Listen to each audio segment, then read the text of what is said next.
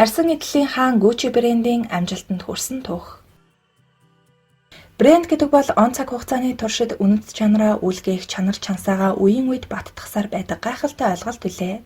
Та бүхэндээ дэлхийн хамгийн алдартай брэндүүдийн нэг болох Gucci-гийн үүсэл хөгжил хэрхэн амжилтанд хүрсэн гайхалтай түүхийг хүргэе.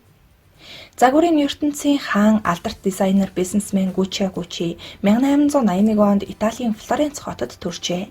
Тэрбээр 1899 онд өсвөр наснда ажлын гараагаа Лондонд дах Savoy зочид буудлаас эхэлсэн гэдэг. Ресторанд бохор хураагчийн ажилд орж удалгүй зөөгч, зочин хүлээн авахч хийх болжээ. Gucci тэнд үйлчлүүлдэг зочид гийчид болон чинэлэг нөлөө бүхий эрхмүүдийг ажиглаж суух дуртай нэгэн байв. Winston Churchill, Marilyn Monroe зэрэг алдартуудтай их таардаг байсан бөгөөд тэдний загварлаг хувцаслалт нь түүнд өөрийн брендийг бүтээх гол урам зориг болж өгсөн гэдэг. Гэхдээ тэдний хэнцэр эрхэмсэг идэл хэрэглэл нь дээд зиндааг илэрхийлэх боловч Gucci-гийн сонирхлыг зөвхөн тэдний ачаа тийшээ хийж яваа чемодан болон цүнхнүүд л татдаг байв. Эндээс л тэр өндөр үнэтэй чамин цүнх хийх санаагаа олж авсан байна. Хэдэн жил өнгөрсний дараа Италиэр Gucci илүү сонирхолтой зүйл бүтээж болохыг ойлгож 1905 онд нутагтаа мэргэжлээ солиод буцаж иржээ. Тэр үедээ Gucci түүний бүтээх цүнх чемоданууд нь амжилт олно гэдэгт огтхон чиргэлзэхгүй байлаа. 1921 онд тэрээр Флоренц дахь өөрийн жижиг байшинг гэр бүлийн эзэмшлийн арьс ширний дэлгүүр болгожээ. Улмаар 1922 онд дизайнер Gucci дэлгүүрээ өргөжүүлж бас тухайн үеийн Европын язгууртнуудын хамгийн их сонирхдаг зүйл нь морин спорт байсан тул дэлгүүрийнхээ бүтээгдэхүүнийг энэ чиглэлд зориулсан стилээр төрөлжүүлв. 1938 онд Gucci хүү Альдагийнхаа шаардлагаар бизнесээр Ромд 2 дахь салбар болгон өргөжүүлжээ. 1940-од онд Италид фашизмын дарангууллын хүнд хэцүү жилүүдийн турш Gucci Benito Mussoliniгийн мэдэлд байсан бөгөөд материал хомс арьсан эдлэл олоход тун хэцүү байсан гэдэг. Гэсэн ч Gucci ер бусын бүтээлч авхаалчтай зангаараа бүтээгдэхүүнээ торгоор орлуулдаг байв. Bamboo Bag-ийг энэ үед танилцуулсан ба энэ нь хожим Gucci-гийн анхны олон гайхалтай бүтээгдэхүүнүүдийн нэг болсон юм. Энэхүү алдартай язгууртнуудын хэрэглэх дуртай цүнх нь өнөөдөр ч хуучраагүй хിവэрэ байгаа билээ. Ингээд түүний ганц хүний бизнес эцэст нь гэр бүлийн бизнес болж хөвгүүд нь компани ажилд оролцох болсон юм. Тэрбээр эхнэр болох Аида Калвелитайгаа 1901 онд гэрлэж 6 хүүхэд буюу 5 хүү 1 охинтой болжээ. Тэдний хүү Агон Калвелигийн өмнөх харилцаанаас төрсэн хүү юм.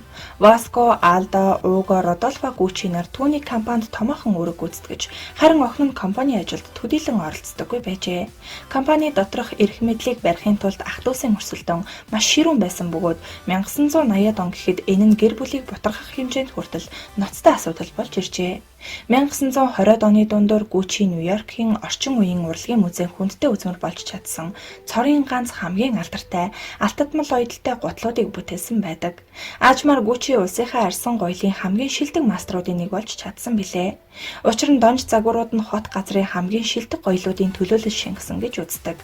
Дараагийн 10 жилдээ Gucci дэлхийд даяар нэрд гарч харин Италидаа үндэсний бэлэг тэмдэг болж байлаа. 1951 онд Gucci Милан хотод дэлгүүрээ нээв. Тэрээр бизнесээ өргөдгөх бодлогогүй байсан бөгөөд амьд байхад компани зөвхөн Италид үлджээ.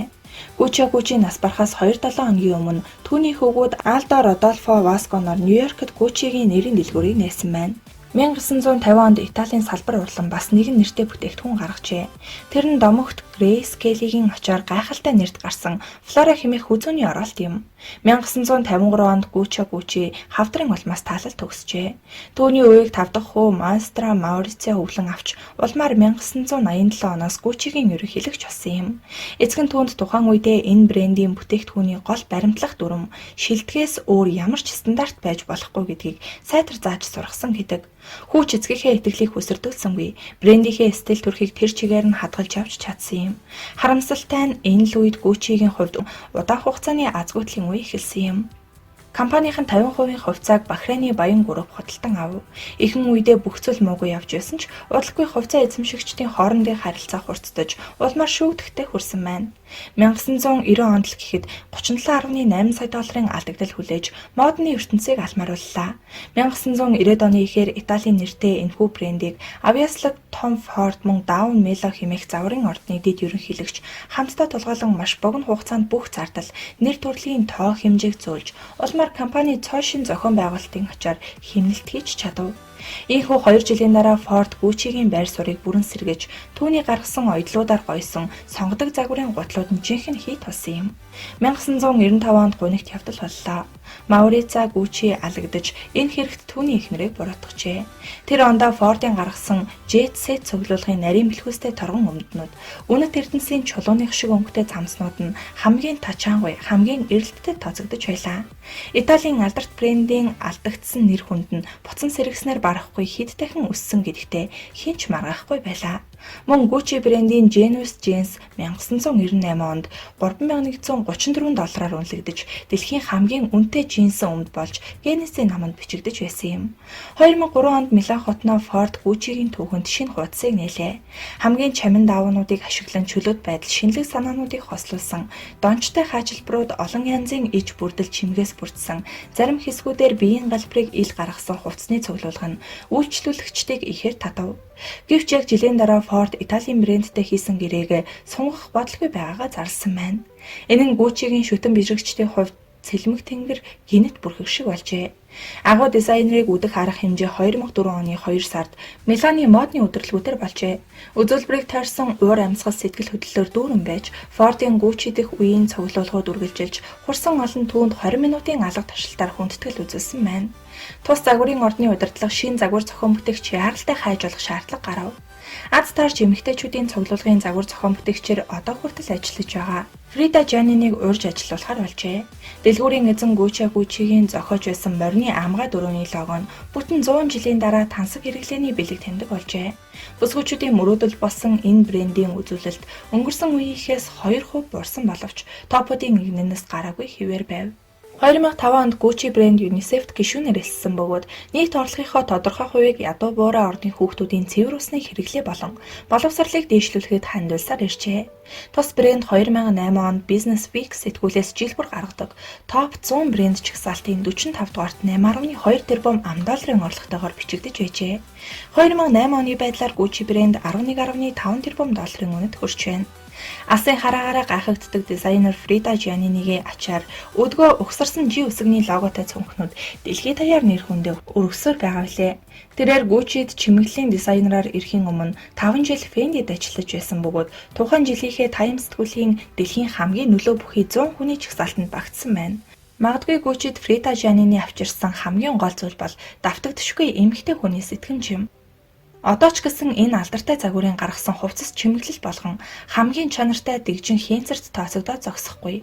Үйлчлүүлэгчдэд хамгаас ойр дотн санагдаж тэд шинэ бүтээл бүрийг нь тэсэн ядан хүлээсээр байдаг. Gucci-ийн дэлхийн хамгийн алдартай 5 том брендийн нэг бөгөөд дэлхийн загварын чиг хандлагыг гайхалтай тодорхойлдог. Gucci-гийн шинэ коллекцийн нээлт загварын 7 хоног ямагт хамгийн шилдэг нь байж чаддаг. Gucci-гийн завгар цуглуулгууд нь ерөнхийдөө сонгодог хэв маяг бүхий чамин тансаг материалаар хийсэн шилдэг өнгөний хослол хувцас байдаг бөгөөд үүнийг нь дээд зэрэглэлийн арьс шир сахин бүтээгдэхүүнээр бүтээгдсэн цүнх гутал төрөвч мөн жинхэнэ алмаз үнэт чулуугаар хийсэн аксессуаруудаар гойсон байдаг. Gucci-гийн загварууд нь ямагт шинийг илэрхийлсэн дэлхийн загварын чиг хандлагыг гайхалтай тодорхойлсон бүтээлүүд байдаг. Алдартай рэпер Chains нэг удаа хэрвээ намайг өхвөл Gucci-гийн дэлгүүр дотор оршуулаарай гэж хэлж байсан гэдэг. Frida Giannini энэхүү албан тушаалаа 2015 хүртэл хашсан бөгөөд 2015 оноос хойш өнөөдрийг хүртэл алдарт загвар зохион бүтээгч Alessandro Michele Gucci-гийн бүтээлч захирлаар ажиллаж байна. Одоогоор уг брэнд нь дэлхийн топ 100 брендийн чагсаалтанд 38 дугаарт ордог бөгөөд дэлхийн дээдсүүд, баячууд, тансаг бүтээгдэхүүний шүтэн бишрэгчдийн хамгийн том сонголт болжээ. Сонирхолтой Gucci брэнд 99 жилийн түүхийг харуулсан музейгээ Итали улсад байгуулсан бөгөөд жуулчдын очиж үзэхийг хүсдэг музей нэг болжээ. 2021 онд алдарт Gucci брэндийн 100 жилийн ой тохиогдожээ.